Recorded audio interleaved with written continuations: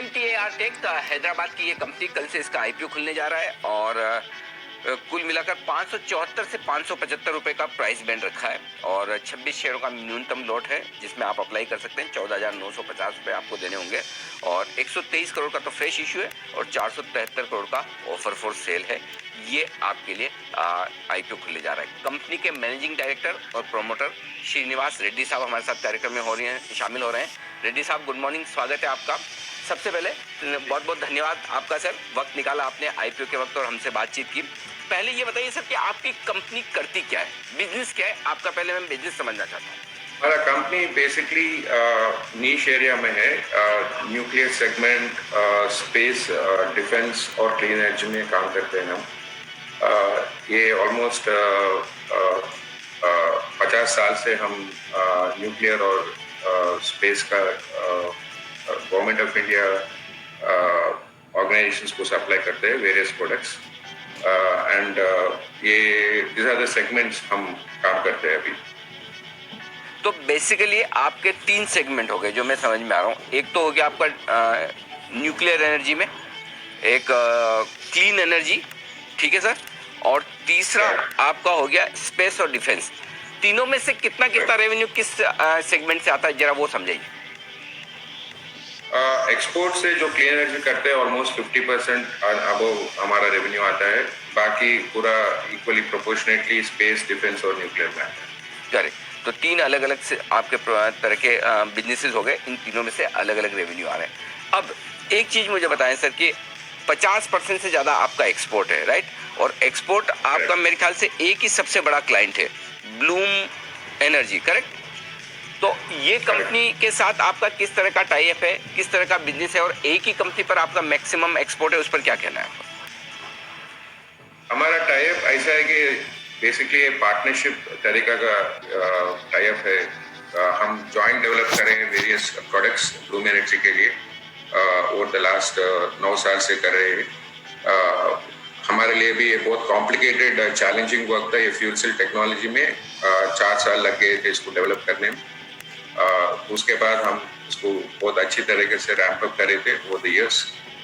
हमारे यहाँ पे थ्री प्रोडक्ट्स है। एक तो हॉट बॉक्स है जो बोलते हैं सॉलिड फ्यूल ऑक्साइड यूनिट्स है, दूसरा है हाइड्रोजन बॉक्स रिसेंटली हम डेवलप करे थे, और तीसरा इलेक्ट्रोलाइजर्स। सो ये तीनों प्रोडक्ट्स हम ब्लूम एनर्जी को सप्लाई करते हैं अभी। रेड्डी साहब देखिए, आपके जो 3 बड़े क्लाइंट है उससे 80% रेवेन्यू आ जाता है। ब्लूम एनर्जी आपने बताया जो लगभग हाफ 50% रेवेन्यू आपका उससे आ रहा है। बाकी 2 गवर्नमेंट ऑफ इंडिया की कंपनियां हैं, न्यूक्लियर पावर कॉरपोरेशन 23%, इसरो जो हमारे स्पेस में सारे सैटेलाइट्स वगैरह छोड़ने का काम इसरो जो करती है, वहाँ से 7.5-8% का आपका रेवेन्यू आता है। ये बताएं सर कि आगे चलते हुए भी यही आपके मेजर क्लाइंट रहेंगे, इसमें कुछ बदलाव होने वाला है? ऐसा कुछ नहीं है। हमारा अभी कोर कैपेबिलिटीज तो बहुत ज़्यादा बढ़ चुके हैं, एडिशनल कैपेबिलिटीज भी ऐड कर रहे हैं हम। सो ऑलरेडी कस्टमर्स इंक्रीज करने का बहुत इंकरेजिंग है अभी यूएस एंड यूरोपियन कस्टमर्स के साथ। हमारे को बहुत कुछ इंक्वायरीज भी आ चुके हैं, so we are working towards that. And हमारा एक्सपोर्ट्स भी डिफेंस और एरोस्पेस एक्सपोर्ट्स भी इजराइल को हम ऑलरेडी कर रहे हैं 2 साल से। तो ऐसा कस्टमर्स इंक्रीज करते जा रहे हैं हम डाइवर्सिफाई करने के लिए। तो या इम्पोर्टेंट इशू ये ऐसा है बिकॉज इट्स एंट्री बैरियर्स जो है ये पर्टिकुलर फील्ड में बहुत मुश्किल है फॉर कंपटीशन टू एंटर। सो हमारा जो कस्टमर रिलेशनशिप है वो बहुत स्टिकी है, रॉन्ग रिलेशनशिप है, एंड ज़्यादा से ज़्यादा प्रोडक्ट्स हम जॉइंटली डेवलप करते हैं with our capabilities R&D division. तो इसलिए हमारा जो बिजनेस चल रहा है अभी वो it continue to grow within the existing customers, grow होगा और नया कस्टमर्स भी ज्वाइन होंगे काम। परफेक्ट है। अच्छा सर, एक चीज़ और बताएं, मार्जिन्स आपका फाइनेंशियल ईयर 2018 में 20% था, उसके बाद से मार्जिन एकदम बढ़ गए पिछले 2 साल में, 29-30% के आसपास चल रहे हैं। ये मार्जिन्स इम्प्रूवमेंट क्यों हुआ और क्या ये सस्टेन रहेगा, आगे भी मार्जिन्स स्ट्रॉन्ग रहेंगे 27-30% की रेंज में सर? मार्जिन सस्टेन हो गया और थोड़ा इम्प्रूव भी हो सकता है बिकॉज हमारा रेवेन्यूज CAGR आप देखें तो कंसिस्टेंटली बढ़ रहा है। तो मार्जिन डेफिनेटली फर्दर इंप्रूव होगा।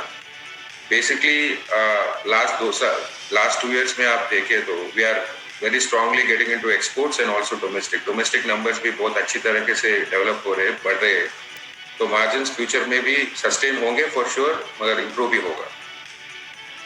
अच्छा सर, एक चीज़ और बताइए जो मैं समझना चाहता था कि आपके जो मैं प्रोमोटर्स में नाम देख रहा था, आप तो कंपनी के एमडी हैं, आप तो कामकाज संभाल रहे हैं, 29 साल से आप इस बिजनेस में। एक वेंकट स्वामी साहब हैं जो डीआरडीओ में थे, फिर नागराजन साहब हैं जो इसरो में थे, फिर एक मैं शायद नाम अगर गलत पढ़ूँ तो माफ़ी चाहता हूँ, मुक्ति बोध साहब हैं जो न्यूक्लियर पावर कॉरपोरेशन में थे, और बाकी तो बेहरा साहब हैं जो आपके चेयरमैन हैं।